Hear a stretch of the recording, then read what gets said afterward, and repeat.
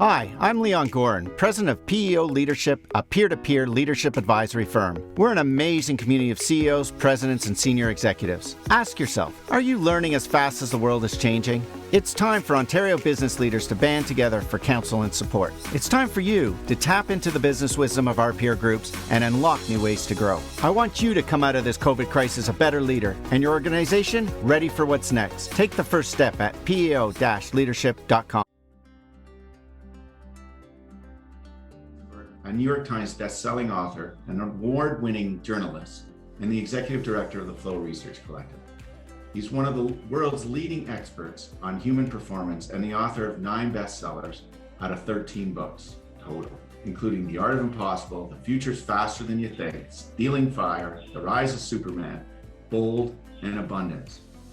His work has been nominated for 2 Pulitzer Prizes, translated into 40 languages, and appeared in over 100 publications, including the New York Times Magazine, Wired, Atlantic Monthly, Time, and the Harvard Business Review. Steven's also the co-host of Flow Research Collective Radio, a top 10 iTunes science podcast. And along with his wife, author Joy Nicholson, is the co-founder of Rancho Chihuahua, a hospice and special needs dog sanctuary. So as I begin this session, here's how the hour is going to unfold. Fireside chat with Steven we'll do for about 30 to 35 minutes, and then we'll open it up to Q&A and ask that you post your questions in the chat. What I'll do is I'll try and identify them, pick them up, and if possible, have you come off mute and ask Steven the question directly. Try and think of questions, absolute general questions to Steven, but you've got an expert in the room. So if you're really challenged with something even at the moment, it's a great time to push that towards Steven and see what he can do. So Steven, it's so great to have you with us today. Thank you for joining us. Good to be with you. Thanks. I know it's early. Where are you, in California this morning? I'm in northern Nevada, South Lake Tahoe on the Nevada side.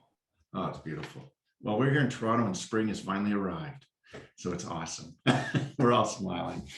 So I'm going to jump right into this with you. And we're going to set the stage. And I know you have it. Obviously you do. The biological capability is all within us to achieve the impossible. Now we can define impossible, the big I, the small I, but you fundamentally believe, and you've done the research, that we all have it within us. And I just want to make sure that that's how we start today. So everyone in this room gets it in their head that what they can do, it's within their capabilities. That is correct. I like to... Little more dramatic than I might have presented it, but it is foundationally correct. Yes. What 30 years of studying kind of I work on the neurobiology of peak human performance. So what's going on in the brain and the body when we're performing at our best. And there's a bunch of different things going on, but what you're really referring to, and when we say everybody's hardwired for the extraordinary, everybody's hardwired to tackle impossible challenges. One of the things we're talking about is that every human being, and in fact, most mammals, are hardwired to produce a state of consciousness known as flow, right? You may call it runner's high or being in the zone or being unconscious. Flow is a technical term. It is technically defined as an optimal state of consciousness. We feel our best and we perform our best. We're all familiar with it. Flow refers to any of those moments of rapt attention and total absorption. You get so focused on the task at hand, everything else just seems to disappear. Action awareness will start to merge. Your sense of self-consciousness, that's going to diminish. Time's going to pass strangely. It'll speed up and 5 hours will go by in like 5 minutes. Maybe it'll slow down and you're going to freeze from effect. Maybe in a car crash. And throughout, all aspects of performance, both mental and physical, go through the roof. So when we say everybody's capable of the extraordinary, flow is an extraordinary boost to our capabilities.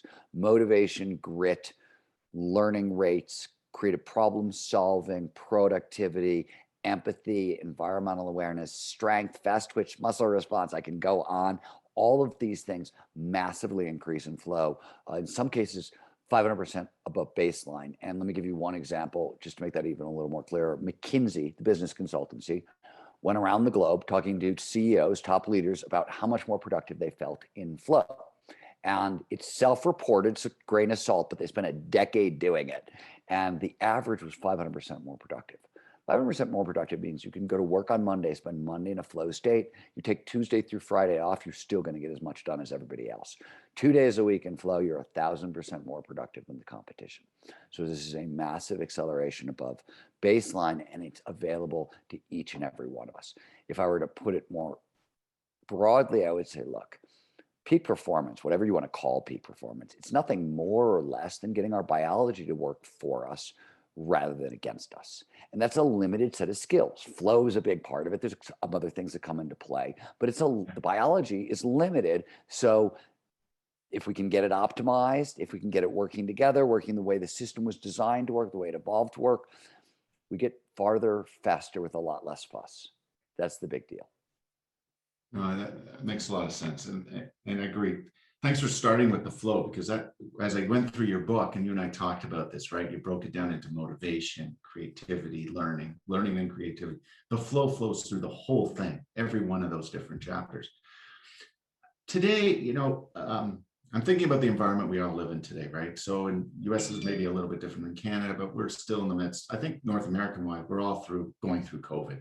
Hopefully we're in the marathon. The finish line's coming. We're hoping, at least it's within vision. I know there's a lot of reflection going on by a lot of people today. Like, we've gone through a year of this. It's been insanity. In the beginning, the motivation, what I'm trying to understand, and maybe you can help the audience here, as they reflect, I kind of think it's almost a great time to start thinking about finding that new passion, finding that new purpose, potentially revitalizing themselves. And in that early section of your book, and you talk motivation, you talk about finding the passion. Maybe walk us through some of the ideas around that, people who are going through this a little bit right now, where they would start. Perfect. So let me put, when we say motivation, which is where, if you're interested in peak performance, as you mentioned, Yeah. there are 4 major sets of skills. There are motivational skills, learning skills, creativity skills, and flow skills. If you want a simple way to think about it, motivation gets you into the game. Learning allows you to continue to play. Creativity is how you steer, and flow is how you turbo boost the results beyond expectation. That's the simple way to think about it. But when you say motivation or learning or creativity or even flow, scientifically, these are catch-all terms, right? Motivation doesn't just mean motivation. It means extrinsic motivation, stuff we want in the real world that we'll work hard for: money, sex, fame. Intrinsic motivation: curiosity, passion, purpose, autonomy, mastery, right? Things that really drive us on the inside. We also mean grit and goals. At the heart of the question is, where do you start? At a basic level, where you always want to start is, just to put it in context, is with extrinsic motivation. What the science is really clear on this, starting with Abraham Maslow and going all the way through Danny Kahneman today. If you want to increase motivation, the first place you got to start is with safety and security motivation. You have to make enough money to pay your rent, to pay your bills, and to not worry, right? That's probably not a problem for anybody listening today, but it is probably an issue for some of your employees. So if you're trying to motivate employees, right, and they are literally wondering, can I make my rent? Can I pay my bills? Where's my next paycheck going to come from? You literally can't. You're blocking peak performance. If people have the anxiety that comes from that, it stands in the way of all peak performance. Once that problem is solved, intrinsic motivation comes next. Internal motivators. There are tons of internal drivers, but there are 5 big ones, right? Curiosity, passion, purpose, autonomy, and mastery. And they're designed to work together. They're designed to come online in a specific order. And the way you should think about this, and this is the answer to your question, Leanne, if you're looking for more passion and purpose in your life, curiosity is the foundational ingredient in passion. When we say curiosity, when we're curious about something, the brain produces a little bit of norepinephrine and a little bit of dopamine. These are performance-enhancing neurochemicals. They do a bunch of things in the brain and the body, but mainly they drive focus. So when you're curious about something, you pay attention to it. No work required. It happens automatically. If you can find the intersection of multiple curiosities, where 3 or 4 of your curiosities intersect, that's the seed kernel of passion. passion is mystified in today's world. We hear all about it. Oh, I want to find my passion. It's super important. And like, first of all, what's the big deal about passion? You get focus for free. That's the big deal. It produces a shit ton of norepinephrine and dopamine. And like, think about romantic love. When you fell in love with, your first girlfriend or boyfriend, how much attention were you paying? You couldn't stop focusing on them. It happened automatically. You didn't have to do hard work. So if you can find the intersection with a place where multiple curiosities intersect, and start to kind of play there, meaning find the intersection and just learn more and more about that intersection, 20 minutes a day, just play there, play there, play there. Start getting some easy wins in that intersection. It'll start to build, it'll start to build, it'll start to build. That's how you kind of develop passion. You then literally can take that passion and you couple it to a cause greater than yourself, something outside yourself, right? I like to say, make a list of 25 things you're curious about, then find places that, 4 or 5 tend to intersect, right? I'll give you an example. Let's say, and one thing when you're doing this work, you want to be as specific as possible. The brain works really well with specifics. It doesn't work well with generalities. So it's not, I'm interested in football and food. It's, I'm interested in the mechanics of what does it take to play left tackle, and I'm interested in insects as a new protein source. Okay, those are your 2 curiosities. And by curiosity, I mean, like, you got a free weekend, you want to spend it reading some books, watching some movies, talking to an expert. Like, we're not, this is not complicated. Where do football and food intersect? Well, I don't know. Left tackle is a job that requires a lot of energy. Do insects make a good food source for playing left tackle? That's the intersection. Spend 20 minutes researching that today, tomorrow, the next day. See if it starts to cook, right? One curiosity, there's not enough energy there for passion. You find multiple intersections, there's energy there. Then you couple it to a problem that is greater than yourself. And what happens when you do that, again, purpose is one of these terms that, like, we sort of mystify in the modern world. We think, oh, purpose, it's so altruistic. It's so great for the world. You're such a good person. You have purpose. You want to help the world. That may be true, but from a biological peak performance perspective, purpose is entirely selfish. You take the norepinephrine and dopamine, the feel-good performance enhancing reward chemicals that show up with passion, and then you get more feel-good reward neurochemistry. You get endorphins, oxytocin, serotonin, all the chemicals that show up once there's other people involved in a situation. When you're trying to solve a problem in the world, you're helping other people, and you get pro-social reward chemicals as a reward. So what do you get? You get more feel-good drugs on the inside and greater productivity on the outside. Focus for free everywhere you want to go. What would you tell people in terms of finding that passion? Like, you talk about 20 minutes a day. Is it a process that will take me a month or 2? Is it a process that take me a couple of years? Will it change? Like, what happens when my passions change over time? And can I have more than one? First of all, 2 things, right? One, all the really slow breakdown is in The Art of Impossible, the new book.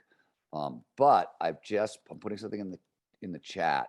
We took the front of the book, the passion recipe, which is how do you turn curiosity into passion, passion into purpose, and turned it into a free workbook and or kind of video breakdown of how to do it. So I just put that in the chat. That's available to anybody. You can go there and go crazy in how to do it. Here's the thing. You want to do this slowly. In peak performance, there are a handful of places where you have to go slow to go fast. Passion, cultivating passion and turning passion to purpose is really important. And the reason is simply this. You do not want to be 2 years into your passion to discover, oh, it's only a phase, right? Like, I had a friend who got super passionate about archaeology, like out of nowhere. Suddenly they're going to be career change. I'm an archaeologist. They get all crazy, but all worked up and set up for a 2-year dig in Egypt. And they get like 6 weeks into the dig and they're like, I freaking can't stand this. And I'm like, I'm now slave labor for the next 18 months. And yeah, you really want to do this slowly and don't be impatient with yourself. The biology is actually designed to work a little more slowly here for a lot of these reasons. So you can't be impatient with yourself in any of this work. Being impatient with yourself, really, it's just so costly. To do peak performance work, self-forgiveness and patience are just really key. You'll just get so much more work done with so much less pain if you have a little bit of self-forgiveness and a little bit of patience with the process. I love that. The other thing that struck me as Thank you, Jeff. I'm sorry. I'm a moron. I'm a smart moron, but I'm still a moron. Do we spell it wrong, Steven? No, I hope not. No, I put a the there where there wasn't one. That's great. So the other thing I picked up here that I really think big, like there isn't, you talk about it numerous times in that book. It's not just, we need to extend our thinking. We need to think bigger than we're actually thinking a lot of the time, especially. So the way I always explain this to people, because it's really, you'll get it when you, so I spent my whole career around people who've accomplished capital I impossible, right? Yeah. That which has never been done. And that's what I've spent my career studying. When you get under the hood, right? I'll give a simple example from my own personal experience. One of my closest friends and my sometime writing partner, we've written 3 books together, Peter Diamandis, was the original founder of the X Prize. And the X Prize unlocked the space frontier. Peter wanted to make private space travel available to anyone. He wanted to go into space. He knew NASA wasn't going to give him a ride, right? He was too short. He didn't follow directions well. Like he was not astronaut material. He knew it, right? But he wanted to unlock the space frontier. And so he created the X Prize. And it was a private competition for the first outside team that can build a private spaceship, go into space twice in 2 weeks. And that's a reusable spaceship. It was the thing that nobody could build and would unlock the space frontier. And when he proposed it, I wrote the first international major article on Peter, right? And I talked to everybody in the aerospace community, and they all basically said, Peter is out of his freaking mind. This is never going to happen. It's impossible. Then I talked to NASA. They sort of reiterated everybody's point in much more colorful language. And they were like, look, we get to the moon. We took 10,000 engineers and it took $10 billion. And that's what it's going to take. There's no way, you put up $10 million for a team. It's never going to happen. This is crazy. You're out of your freaking mind. And yet 8 years later, Burt Rutan wins the X Prize with a $30 million spaceship and a team of 30 engineers and unlocks the space frontier. And private space is now a $3 billion a year industry and growing gangbusters, right? That's an impossible thing he did. And I got to watch the entire thing up close and personal. So what does it look like to see the impossible become possible up close and personal? Check it out. Peter wakes up, he eats breakfast, he talks on the phone for a little while. Then he types into his computer, then he goes to the bathroom. Then he comes back, he types on his computer, and he gets on a different phone call. And then a different phone call. Then he has lunch. After lunch, maybe he takes a nap. Maybe he goes to the gym. Then he has more phone calls, a couple more conversations, and then there's food. Sound familiar? We all have the same 24 hours in the day. We all basically do the same thing in those 24 hours. Often, the only difference between do I want to unlock the space frontier or do I want to become the best dry cleaner in Shaker Heights, Ohio, the energy requirement is the same. If you're interested in being the best, you're going to give everything you got to every moment. That's what we do when we're interested in being the best. So the energy and what you're doing with it, it's roughly the same. It's the size of the original vision that matters so much. I talk a lot about this in my book, Bold, which was a book on how do you solve impossible business challenges. And it came from spending a lot of time with Larry Page, Elon Musk, Jeff Bezos, Richard Branson, people who've done possible business things in near record time. And we talked a lot about Google's moonshots, right? What's a moonshot? A moonshot is, right, a 10x improvement over existing, right, structures. So it's 1,000 times better. And if you talk to the guys at Google about like, what's the advantage with moonshots, they'll say, look, sure, you're going to fail a bunch. It's going to happen, right? These are moonshots. But it is often easier to go for something that is 1,000 times better than something that's 10% better. Because if you're 10% better, you're suddenly in a smartness contest with everybody else in the world who's trying to be 10% better. But if you're 1,000% better, you have to throw out everything that's existing, all the rules, all the technology, all the ideas. You've got to start over. And that's a liberating structure that often makes it easier to go big rather than go small. And as you pointed out, as we started this, for a lot of different biological reasons, the human brain is actually hardwired to go big. We're hardwired for self-actualization. We want to become the very best version of ourselves. That's how we're biologically designed. Or as Abraham Maslow famously said, whatever a human being can be, they must be. Yeah, that's great. Thank you for that.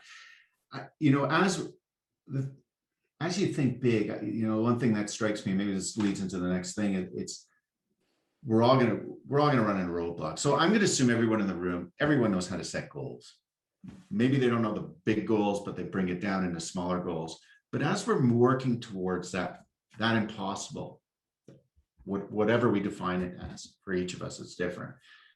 We're gonna run into walls all the time. You talk about the grit element, the ferocity element, bringing flow into it. Can you share some ideas around the challenges we face or we're going to face as we move towards impossible, and perhaps overcoming them a little bit, trying to trigger flow to help us overcome them on a short-term basis? I'm dropping stuff here. I just thought there was somebody very small living under your desk. Yeah, well, my dog's big, but it was me that dropped that.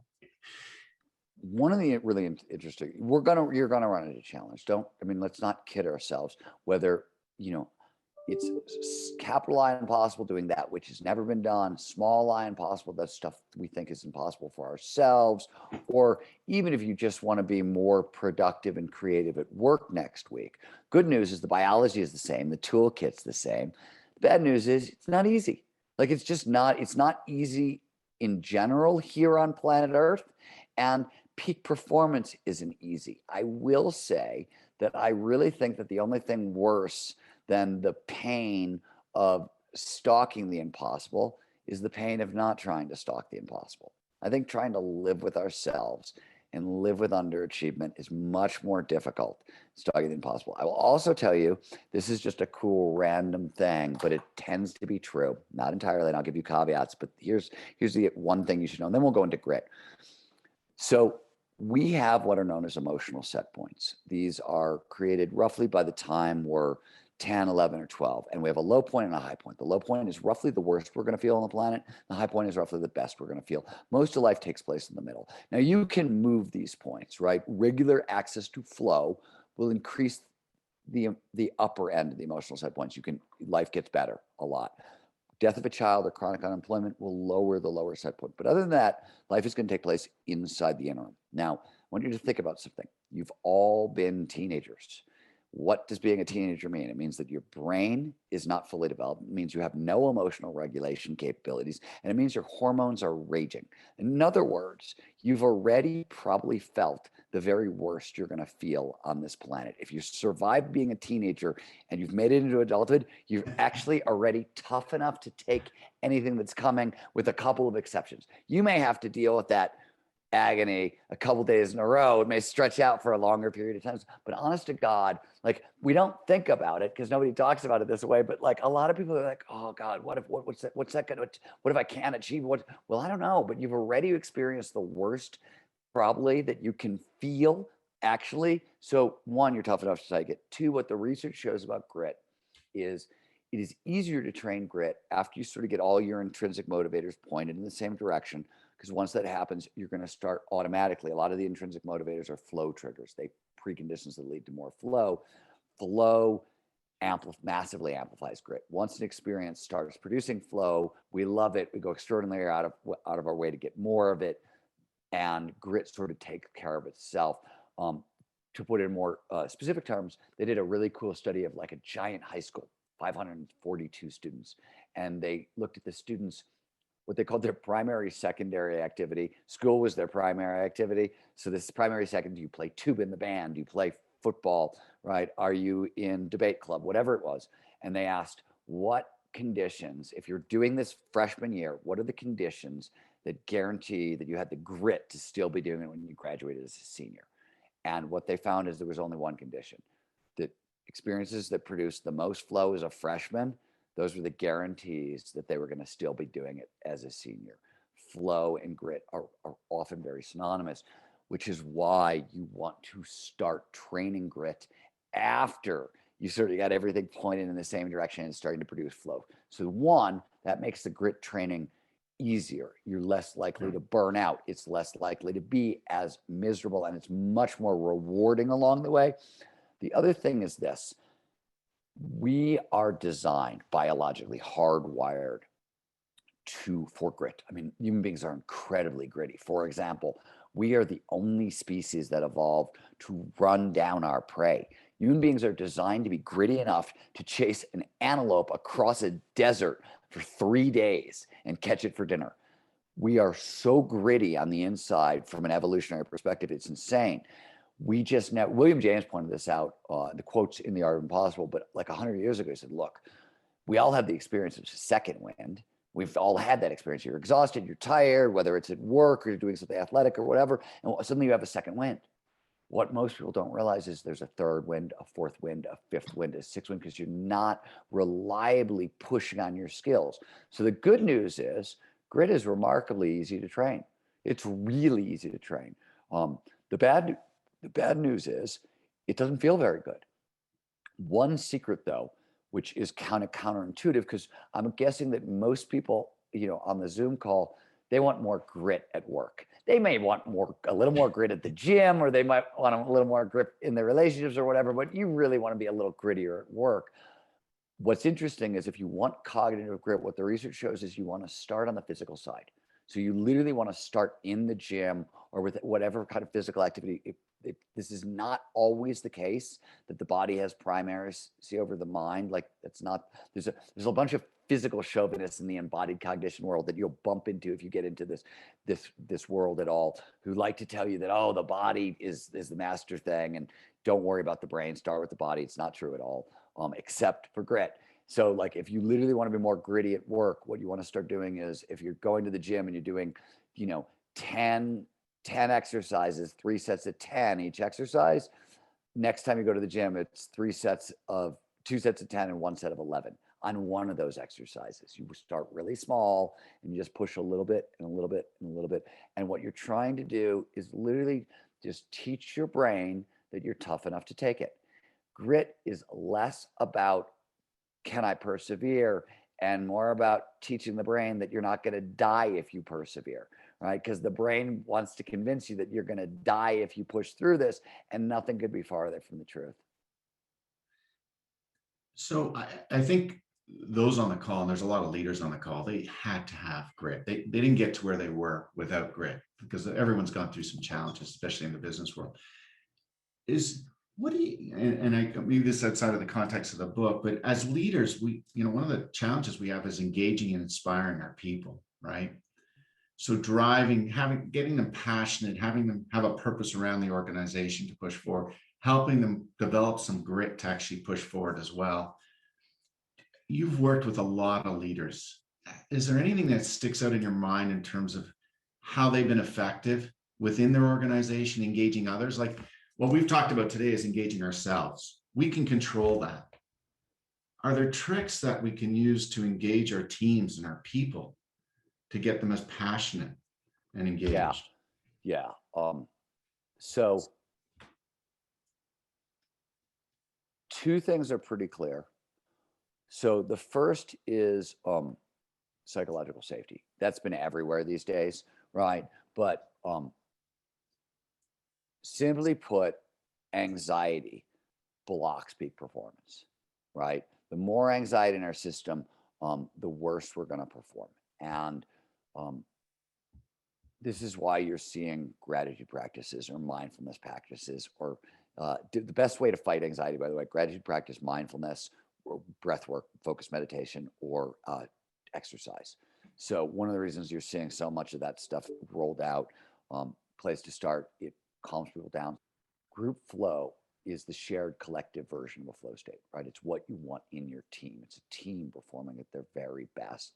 And group flow, like flow, has triggers. There are preconditions that will lead to more group flow. There are 10 that are known. This is not my work. It was the work of a guy named Keith Sawyer. He's a psychologist at the University of North Carolina, who originally identified these things. So if you want more passion, performance, grit, all that stuff from your team, one of the things to do is really pay attention to group flows triggers. You can find a really full breakdown at the end of my recent book, The Art of Impossible. Keith Sawyer wrote a fantastic book called Group Genius about all his work on how he came up with these. Both of those are a really decent place to start. You'll note when you look at the group flow triggers, there is a lot of overlap between some of the triggers and psychological safety. And a lot of the triggers are less about how you act in the room with the team and more about how do you build the team? How do you design high flow teams? And the third thing that I think is just, I mean, this is so obvious. It was funny. I was Daniel Goleman, who basically invented emotional intelligence, and I were talking about a month ago about this very question, because he has spent really a ferociously long time, 30 years now, looking at emotional intelligence in leaders. What makes a good leader? The very question you asked, he's really looked at it. And so when I was talking to him, I was picking his brain on the same thing. I wrote, at the Flow Research Collective, 70 people work for me, right? We're a mid-sized company, and I am an old school punk rocker from Cleveland, Ohio. I'm not a guy who's like ever thought he was going to be, leading, a 8-figure company with 70 people. So I've had to learn a lot of this stuff on the fly also as well. And one of the things we were talking about, and I was laughing because I fall short on this as well, is if you're going to be a visionary leader and have passionate people underneath you, you have to be communicating that vision to your company, right? In Art of Impossible, I talk about the 3 tiers of goal setting. The top is a massively transformative purpose, right? Massively transformative purpose is a mission statement for your life. Underneath that, you'll find hard goals, and then clear goals, and they're all sort of chunks of the bigger thing. But massively transformative purposes came out of work that Peter Diamandis, myself, and a guy named Salim Ismail, who was the original executive director of Singularity University, where they study exponential technology and how you apply it to innovation, solving global challenges. We were doing a study, Salim pioneered it, of the 100 fastest growing companies in the world. And one of the things that we found is they all had massively transformative purposes. And it was extremely well communicated to all the employees. And I'm not talking about your like crappy mission statement that you wrote. I'm talking about this is Google, organize the world's information. It's something that everybody can focus on. Everybody knows where the company's going and what they're doing, et cetera, et cetera.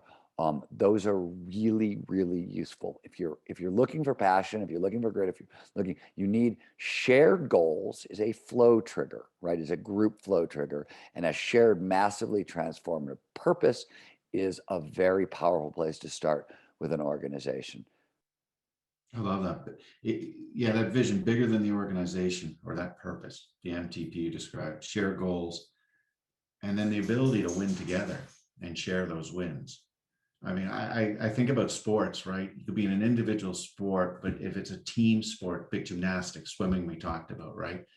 The flow that happens when your teammates start to win carry right through you and increase your performance. The other thing, by the way, is all the flow stuff. Flow is contagious. Emotions are contagious. There's a facial signature for flow. When we move into flow at a micro expression level, your frown muscles are paralyzed and your smile muscles are hyperactive.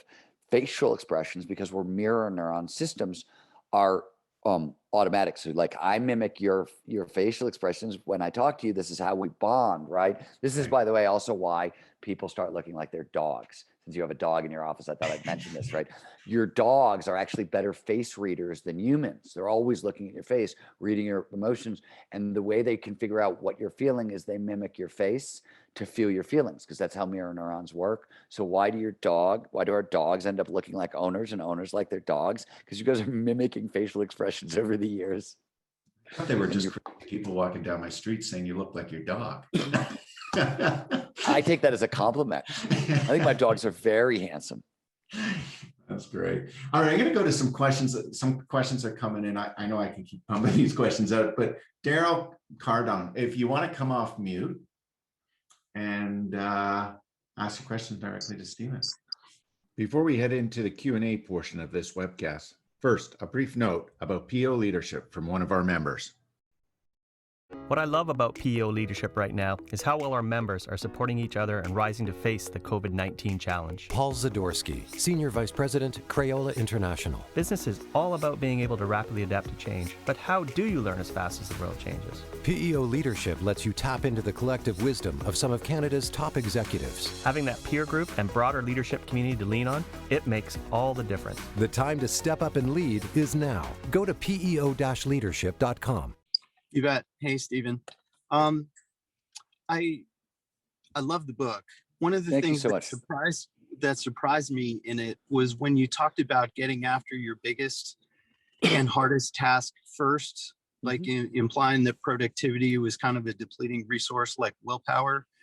I was expecting that to read you say that like the dopamine you would get from task completion would kind of act as neurobiological leverage that would then help you get after a bigger task, and a bigger task where you kind of crescendo throughout the day due to the neurochemistry. Can you talk a little bit about why? Daryl, that's one of the smartest questions I've been asked in a really long time. I can absolutely, it's totally logical why you would think that. And I haven't had an answer. I've never heard the question asked before. And it seems totally obvious. Like, why hasn't somebody studied it? Here's what I think is the answer. And the person I need to call is Roy Baumeister, who did all the work on willpower.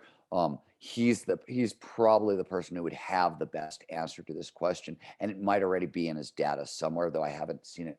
What I think is this, and now let's say this is an 85% answer, and there's 15% there. I'm probably way off base, but the cognitive load that comes from your hardest task, right, is usually so significant that once you clear it out of the way, you end up liberating so much more energy for focus and attention that is probably coupled to the fact that willpower declines over time.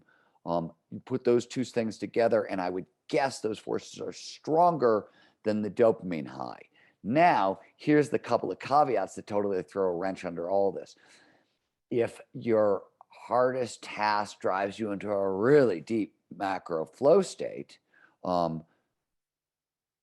cool, fantastic, you'll get push all the way through the day. But let's say like one of the things that will drive flow is a little bit of dopamine.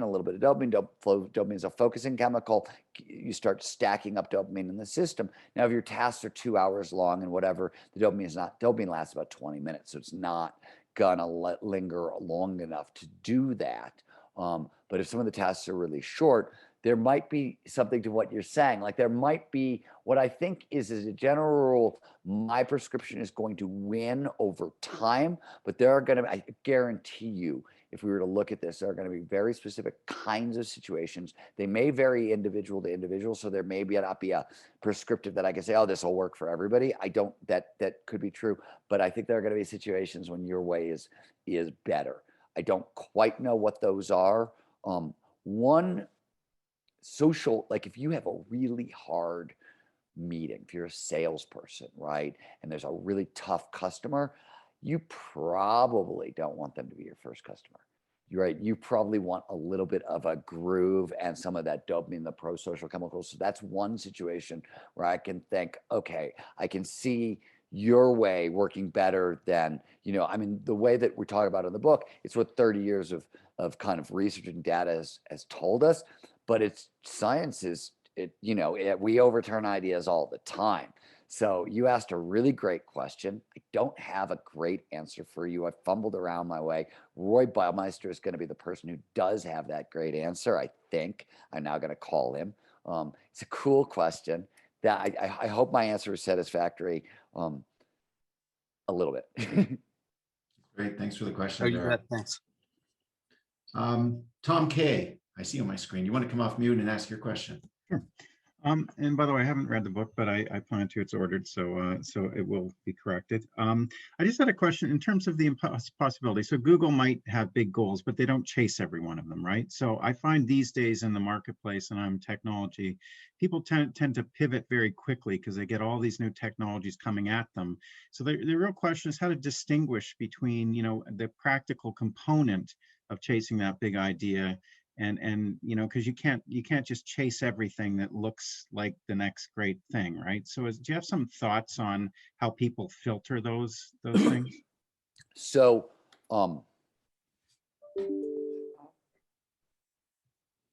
if you're asking a business technology question, that answer is probably in my book, The Future is Faster Than You Think. In terms of how do you track exponentially growing technology? Where is it going? What are the markets going to do? All those. So there's that side of the question. Let me stay on the human performance side of the question a little bit for you, because that's a different thing. I think there's two things that are important here.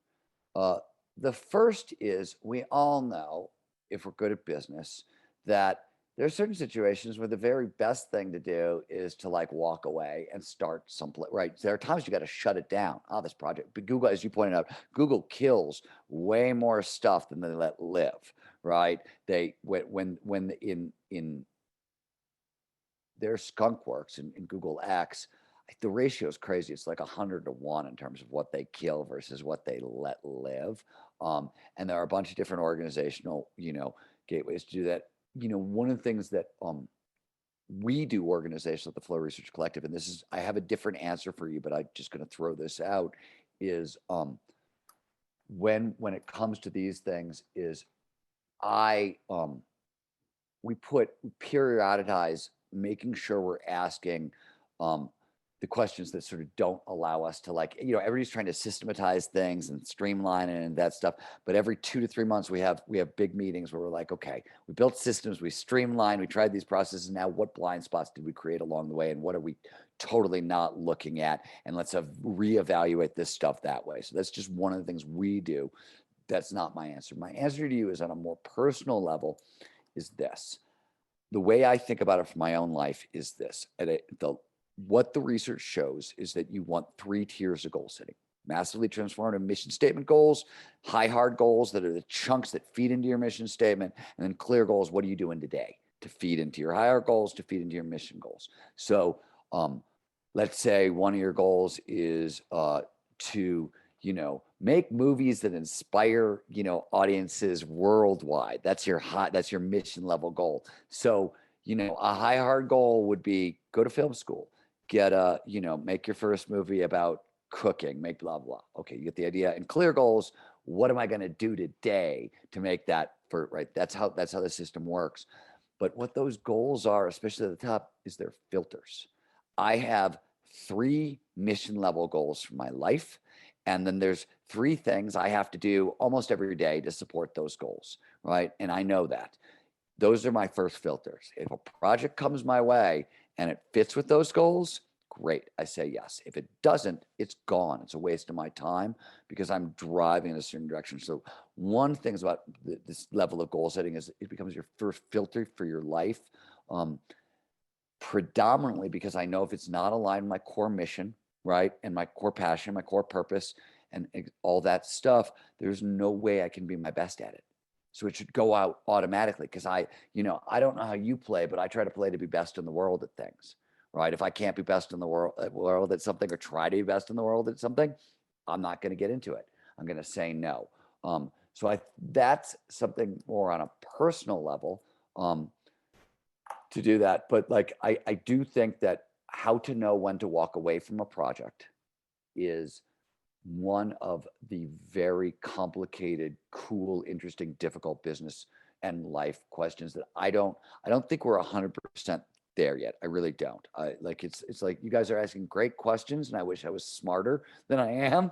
I'm taking it as far as I can. Trust me, you're smart after reading your book. You guys are asking hard questions. Thank you. I think I agree with you. I think you talked from the personal perspective. I think about corporate strategy maps, right? Where you have the huge BHAGs at the top, the goals that are laid down.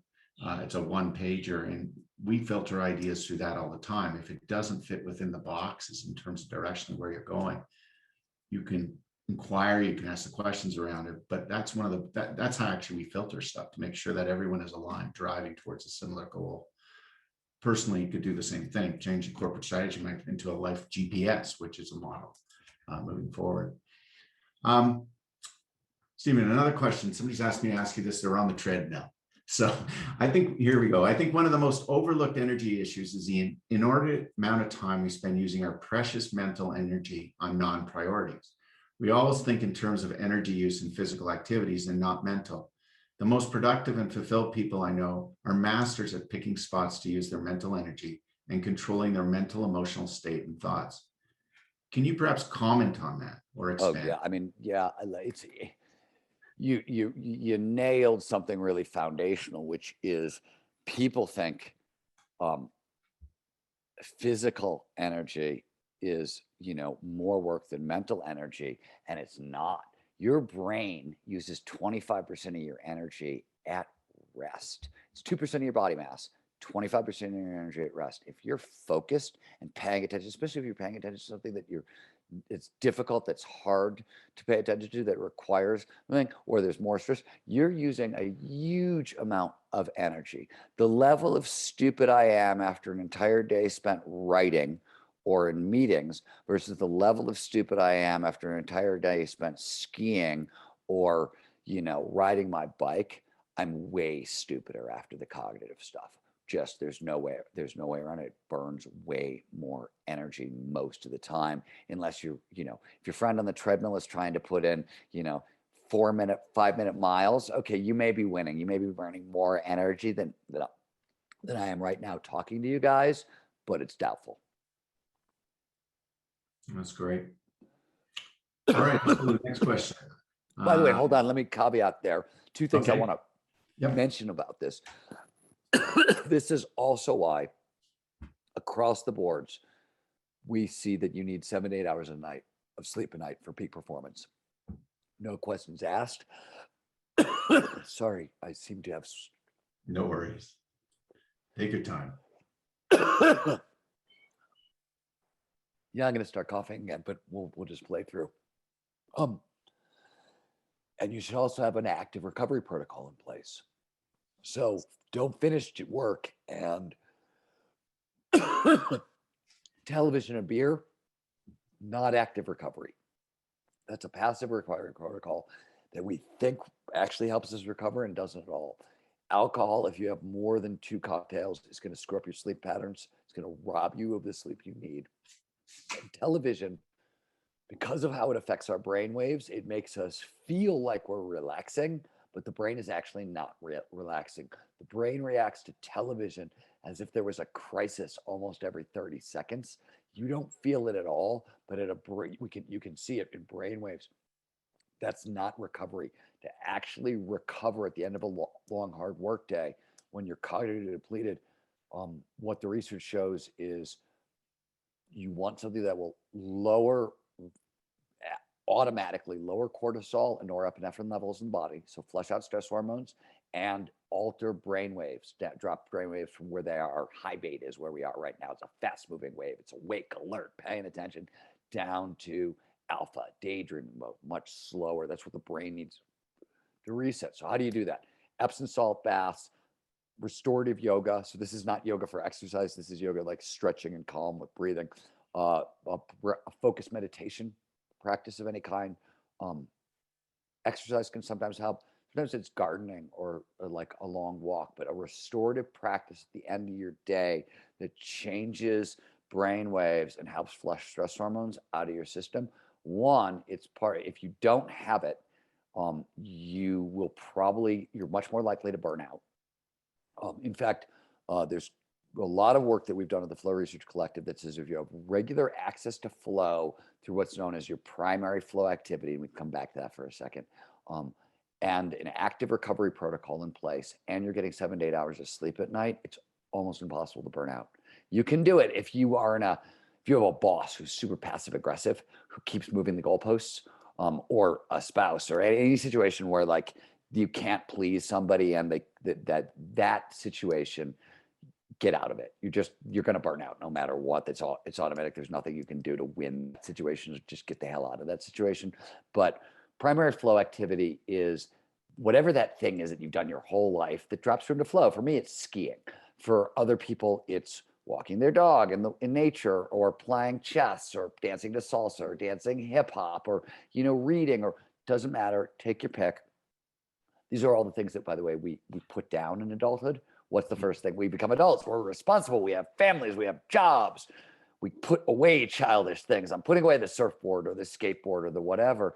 And it's actually a disaster for performance for a bunch of different reasons. One is, as we move into flow, all the stress hormones are pushed forcefully out of our system. It happens automatically, replaced by feel-good, performance-enhancing neurochemicals that also boost the immune system. So in a time of COVID, primary flow activities really matter because you're doing some good things for that.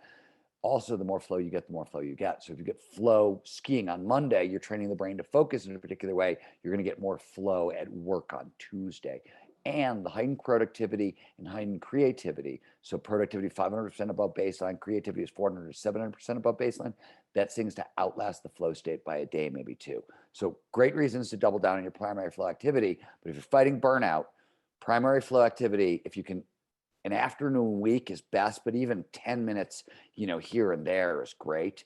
But like 3 or 4 hours a week is best. But that plus 7, 8 hours of sleep a night, plus like an active recovery protocol. So 10 minutes of focused meditation at the end of the day, or a 20-minute infrared sauna, or 15-minute yoga practice seems to block burnout. Steven, is this related to, so it was one of the questions I was going to ask you, because in sports, when you train for that one big achievement, you train really hard, you achieve it, you get that flow, you get in the moment, use flow through the whole process. But when you do break that record, whatever it is that you achieve, you find that people get depressed. Like you go through a lull, and it's not a lull just for a day or two. Like I actually, personally, I'll find this, if I work hard, 2 days later, I'm actually dropped down big time. Big event, drop down for months. And we see that in mental illness with a lot of athletes. I'm going to put that in the context of today. We've been battling COVID for 9 to 10 months, right? As soon as it's done and we've gotten through this thing, we know mental health is going to be an issue. Is this recovery process we can use? It's a really good point. It's a really good point you just made, because I've been saying this all along. One of the things about flow is neurobiologically, evolutionary. This is the brain reacting to crisis situations. That's why it evolved. So flow is sort of this work is custom designed for COVID. So we've been doing a lot of hardcore, serious work with individuals and organizations around this very question. And yeah, you are totally right. So the thing is, COVID itself is creating preconditions that are leading to stress, overwork, and exhaustion. And what's going to happen is, we all know this, the disease is going to go away. It's going to go back to business as normal. And suddenly the world's going to change, and there's going to be it's great time to make a lot of money, great time to be in business. But if you're burned out by the time COVID ends, if you've ever been burned out before, mental performance suffers at a significant level. So we have told people during COVID, you want to double down on your primary flow activity, your active recovery protocol, and what I said earlier, that positive psychology is there's 3 great ways to sort of manage anxiety in any day, right? A daily gratitude practice, a daily mindfulness practice, or regular exercise, 20, 40 minutes a day. Usually in normal situations, what we tell people is pick one a day, right? Gratitude practice takes 5 minutes, 10 minutes or 11 minutes of focused respiration meditation, or 20 minutes of exercising until it's quiet upstairs, which is how you get the kind of mental health benefits. During times of crisis, 2 of these things a day, or 3 of these things a day, depending on how hot your system is running. So you want to do that on the front end. You want to get 7, 8 hours of sleep a night. You want regular access to flow. You want an active recovery protocol in place. And if you're doing all 4 of those things, burnout is almost impossible. And then when it is time to get back to work, you will be really ready for it. So with the exercise, and I think you referred to it in your book as well, you talked about light exercise. And if we're talking to the average person here, who mentally, we're in the business world, we're not professional athletes, is it light exercise or is it hard exercise that they're trying? Well, it depends if you're trying to train grit. That's harder exercise, right? If you're working on grit skills. But if you're for cognitive fitness, you can a 20-25 minute walk. You literally, like, you're going to exercise until lightly until it gets quiet upstairs. Two things are going to happen. It's going to get quiet upstairs, so the voice in your head is going to get quieter, and your lungs are going to open up. You'll feel your lungs open up. What those both reflect is a release of nitric oxide. It's a gaseous signaling molecule. It's in every cell in the body, basically. And as you kind of get to what's known as exercise-induced transient hypofrontality, it means the prefrontal cortex deactivates, the part of your brain that's worrying and thinking all the time. It shuts down, starts to shut down. It depends on your fitness level. If you're not fit at all, you can usually get there with 20-25 minutes of walking, right? Slight uphill, slight uphill usually is more than enough. Depends on your fitness level. For me, I have to ski really hard for about 90 minutes to get there. That's what it takes. But, I run around with professional athletes when I'm not, doing this. Breaking I'm out of bones. my freaking mind. No, we're done breaking bones. There's no more of that. I put down childish things, at least, okay, that's not true. My shoulder's separated right now, but whatever.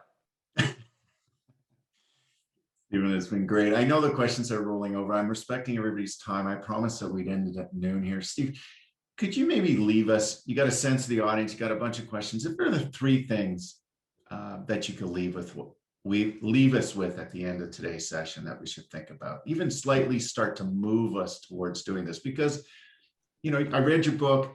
I read through the activities at the end. We're all capable of doing this, but most of us will start and we're going to fall off the wagon within a month or two. It's funny how, and it's not like we need technology. This is just hard stuff to actually do. You've simplified it, but it is hard to actually get motivated to do this stuff. It's funny. I think it's only hard to get motivated to do this stuff until you start seeing the results.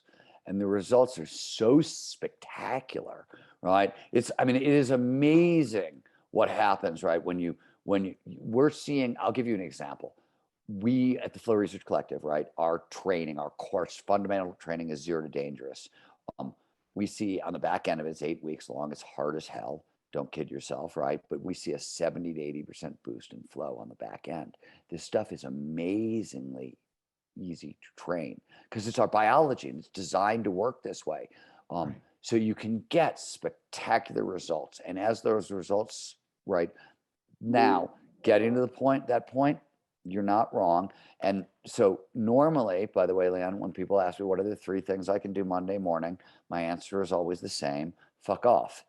Like, that's a ridiculous question. Like, whatever it is that you do for a living, can you tell me how to be great at it? What are the three things that allow me to be great at your job? Right? That's a silly question. It's a silly question anywhere. That said, I'm still going to help you out a little bit. It's not to do. I'm thinking about behaviors. So what we have found is this: if you're really interested in moving the needle, one of the greatest places to start is with sort of three simple activities. I'm not going to go into too much detail on how to do them because it's in the art of impossible and we're running out of time. But first, double down on your primary flow activity. We talked about this a lot today. It's really counterintuitive, but the results are really significant. So start there. The second thing is flow follows focus. Flow has triggers. What all the triggers do is they drive attention to the present moment. So the easiest place to start is with focus itself. What the research shows is if you want to maximize flow, try to start your day with a period of uninterrupted concentration devoted to your hardest task. Now, start your work day. If you are a extreme lark like me, you get up really early. That means you do it at 4 o'clock in the morning because that's when your circadian rhythms say you're most awake. If you're a normal person and you're like most awake at 9 a.m., that's when you do it. And if you're a night owl like my wife, you want to start at like 4 or 5 o'clock in the evening. You just want to match your circadian rhythm with a period for uninterrupted concentration. Prior to getting into that period, practice distraction management ahead of time. Don't try to resist temptation in the moment. What are you kidding? We're human beings. We don't resist temptation. We give in to temptation. That's what it means to be human, as far as I can tell. So phones get shut off, email gets shut off, Facebook, Twitter, instant messages, all those alerts you've got, turn them all off ahead of time so you're not even tempted. And what the research shows is what you want to aim for. Now start with whatever you want to start with, right? If you've got 20 minutes today, that's what you start with. If you've got 25 tomorrow, that's what you start with.